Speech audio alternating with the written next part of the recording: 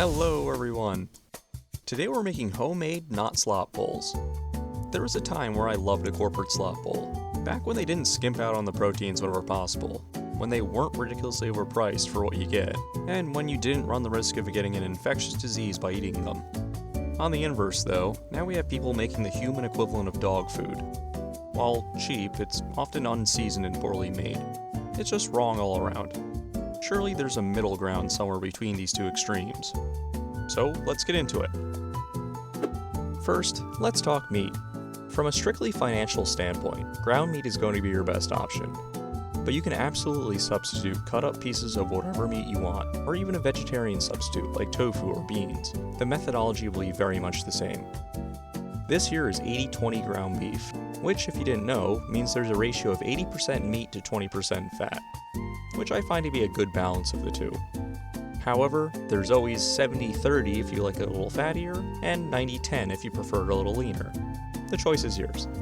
This video is going to be a little different. It's less about the recipe and more about an idea. There's no reason we can't make simple, yet delicious meals at home for extremely cheap and with very little effort, using really anything available to us. I'm going to take a few everyday ingredients and use minimal effort to make them into simple and satisfying meals. As always, the ingredients I'm using are in the description, but you can totally substitute in or out pretty much anything. Let's start with a simple Asian-inspired ground beef bowl. Over medium-high heat, we'll get a pan with some oil. Not too much, there's already fat in our beef that'll perform the same function. Once our pan is nice and hot, we'll add our meat and break it up, flatten it out, and most importantly, just like Brittany, leave it alone. I always see people cooking ground meat in cold pans, moving it around too much, and leaving it all clumped up, which results in gray, watery, dog food-like meat. When you're cooking basic and cheap meals with basic and cheap ingredients, if you don't improve them through technique, you'll have a basic and cheap result. A hot pan allows the water released by the meat to immediately cook off instead of sticking around, concentrating flavors through what's called the Maillard-Browning reaction, a series of enzymatic processes that convert the sugars and amino acids in many items, like meat, into hundreds of different flavor compounds.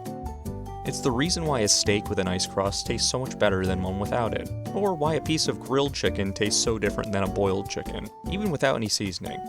Now we can move it around and start adding some other ingredients. We'll go in with our onions, our garlic, and our ginger. Now, these all have water in them too, and removing water is the name of the game. Water dilutes flavors, so naturally removing it concentrates them. We'll just saute these up for a couple minutes until that water cooks off and we get some color, and ideally some flavor starting to stick to the pan. At which point we'll add our liquid seasonings. Some soy, some oyster sauce, and some sesame oil.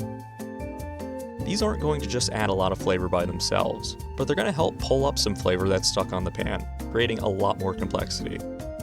We're actually creating more flavors than what we started with, which I think is pretty neat.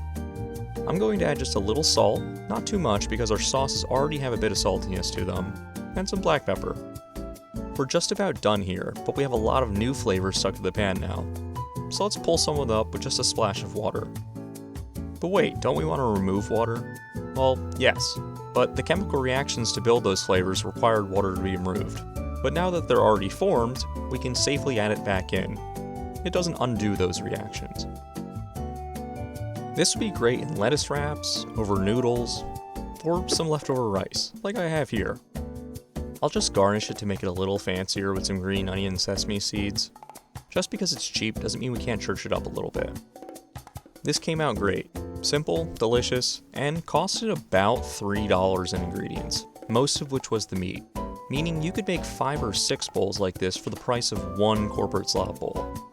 Even if we splurged and added more ingredients to our own version, it'll still end up being more than half the price, and it only took about 15 minutes to make, prep included.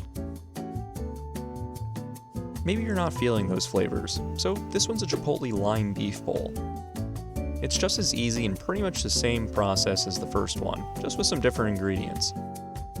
Again, in a hot pan, we'll go in with a little oil and our beef. Break it up, flatten it out, and leave it alone. Now that it's nice and crusty, we can move it around. This time we're adding some cumin. I have whole seeds here, but you can totally use ground cumin.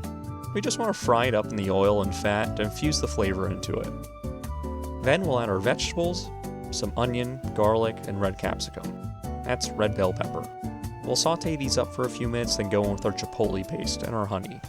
I love this stuff. It's smoky, a little spicy, and because it's so strong, the jar, which was maybe $3, lasts me months. The honey is a great balance to it without being overly sweet. I'm seeing a bunch of great flavors stuck to the pan, so I'm just going to go in with a little bit of water to help pull some of that up and stop it from burning. Then we'll go in with some lime juice, salt, black pepper, and just give it a few minutes to reduce down a bit into a sauce.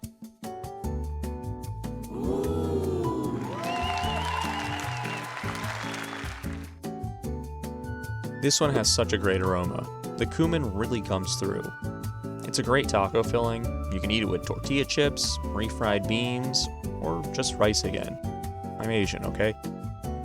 We'll just garnish this a bit with a little coriander and enjoy it. Like, I hope you enjoyed this video. Cooking is as complicated as you want it to be, but sometimes we just need something to get the job done, and there's nothing wrong with that. At the end of the day, the more you cook, the better you'll get, and the more money you'll save. You need to eat every day, so even if you don't like cooking, having some basics under your belt like this is only doing yourself a favor. You can do me a big favor by liking and subscribing. And as always, thanks for watching.